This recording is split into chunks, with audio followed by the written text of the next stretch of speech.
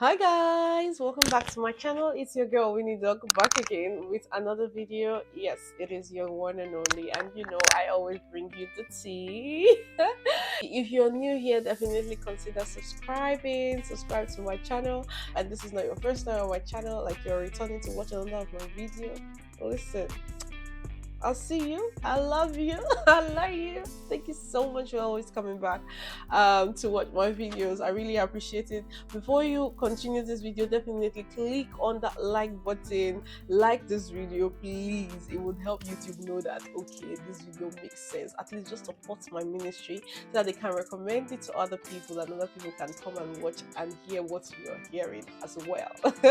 So without further ado, I'm just going to talk about why I'm doing this video. So this video is basically just opening our eyes, because both of you, me, both of us, just in case I'm not alone in this WhatsApp group, right, that didn't know that there were other routes for you to come and get your GMC license in the UK that was not PLAB. Like, there's something else that you can use to get GMC license that is not PLAB. Bro. Wow. Okay, now let's cut the chase. I'm not the only one on this WhatsApp group, right? You guys, leave a comment down below. Tell me when you found out that PLAB is not the only route to getting your GMC license in the UK. Is it today you find out in my video? Is it peradventure that you have already known this thing all this while, and I'm actually alone on this WhatsApp group? Because wow. Anyways, that is what this video is going to be about. Other routes that are not PLAB that you can go through to get your medical license in the UK and begin to practice as a medical doctor. Yeah, that's what we're talking about here. Yes, such a thing exists, and I'm going to be giving all the tea on what is this PLAB we're talking about. So PLAB, in case you did not already know, the acronym for the Professional and Linguistic Assessment Board exam for the UK that assesses international medical graduates on their knowledge, both clinical skills and anatomical skills, and it's a lot of questions. I think it's like PLAB 1 is like 13 courses, 13 different subjects you're doing in PLAB 1, starting from your first year to your final year. So your knowledge is tested on a very, very large spectrum, right? That's what the PLAB is about. And once you pass your PLAB 1, you are eligible to write your PLAB 2, and once you pass your PLAB 2, you are now eligible to apply for your GMC license, depending on what year you graduated and what you have done, like the kind of experience that you have. So it depends. If you already have experience, like doing internship, you probably will just go straight to FY2, and if you don't have experience, you will start with the FY1, and like that. That is for PLAB, right? That's the basics of PLAB.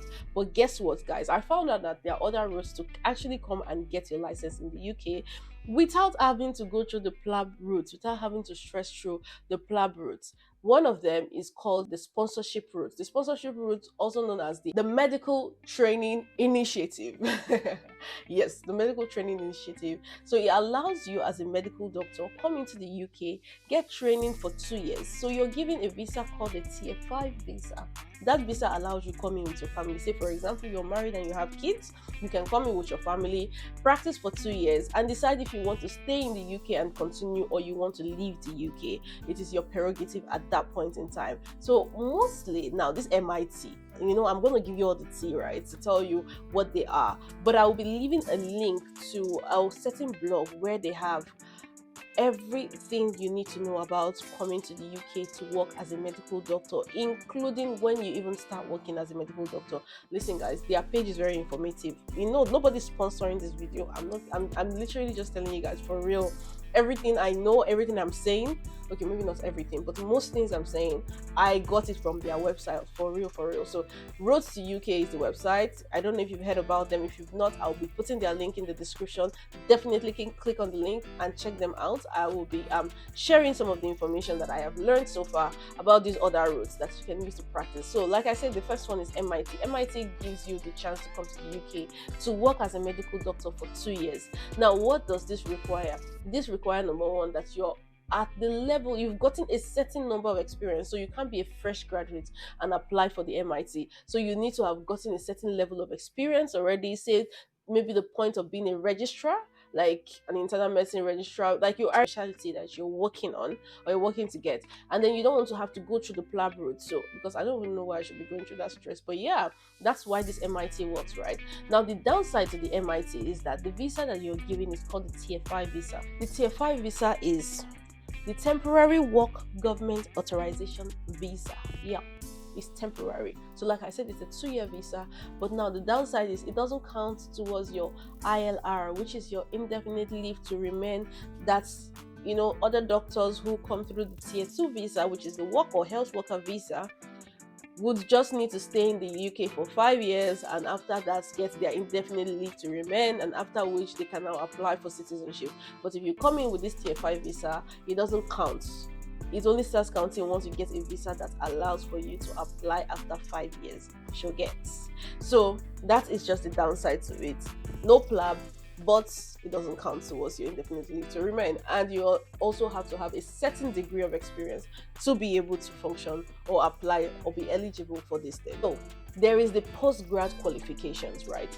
The post-grad qualifications are usually royal colleges. Now, I really didn't know all of these things before now until I came to the UK, and knowledge, they say, is power. Okay, so finding out now, and I'm just beginning to pick my options, choose wisely, and all that. So the MRCP is like the royal colleges in the UK, basically Royal College of Surgeons, Royal College of Psychiatrists, Royal College of Obstetrics and Gynecologists. So they have different hospital royal colleges that train doctors for their particular specialization. So if you already know what you want to specialize in, you can go and do one of these postgraduate courses. And it's not really a course, it's like a training. You're already working. You're working in the NHS. So you don't have to write PLAB for anything, but you have to write some exams to be eligible. Like I said, I don't want to plug up this video so it's not too bulky, but I'll be leaving a link down in the description box where you can read everything you need to know about these different routes, right? Now, the MRCP definitely counts towards your indefinite leave to remain. It's also like the normal Tier 2 visa. You're working and you're learning. So it's a training program, just like the MTI, not MIT, the MTI. It is also a training program. Unlike the PLAB, which leads you straight into working as FYP, it's a training program, foundation year. However, you're working as a doctor. By FY2, you should have your patients already. But with this one, is a training program on a particular specialization. While for PLAB, it's the general medicine spectrum you are. So when you do the PLAB, you still will need to, at one point in time in your journey, except you want to drop the whole medical career or the whole clinical practice altogether, you would still at some point have to write these Royal College exams depending on what you want to specialize in, be it GP, be it psychiatry, whatever it is, you would still need to write it. So now this is what people are saying, right? You could write this exam, because this exam does not require you to write IELTS as opposed to PLAB, and a lot of people struggle with IELTS, right?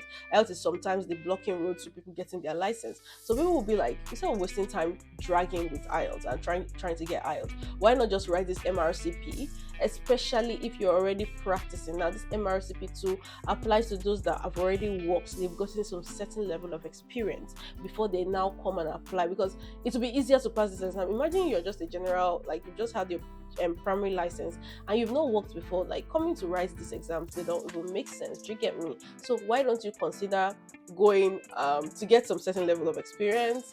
Maybe in the time that IELTS will be bouncing, instead of doing IELTS, you go and put that time into practicing, get a certain level of experience, choose your specialty, and then just come and do the postgraduate program all together, all at once. And after that, you can now write your IELTS, because to get your GMC license eventually, you still need to write your IELTS. So why not do the MRCP exams, do your IELTS, and get your license to practice? Now, like I said, if you do your PLAB, it's English proficiency, PLAB, then GMC.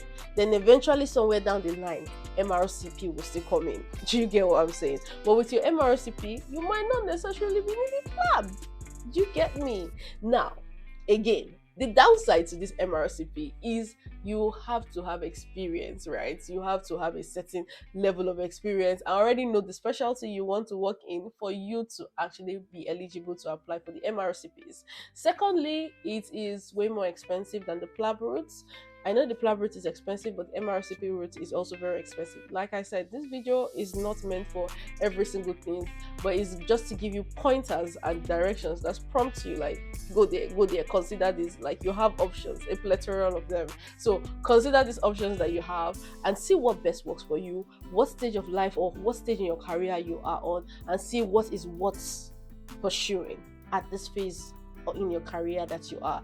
And I hope this video was helpful. I wish you all the best in your journey. I wish all of us the best in our journey, because it's all of us that are this journey. But yeah, I hope this was helpful. If you have any questions that you would like for me to clarify, definitely leave it in the comment section, and if I have the answers, by all means I will give it to you. And don't forget to like this video. Please subscribe to my channel if you're not yet subscribed to my channel. Definitely go and watch my other videos that I do around medicine and lifestyle if that interests you. Until the next time you see me on your screen, remain fabulous. Like I said, don't forget to subscribe. Please, please and please, go flex. Bye.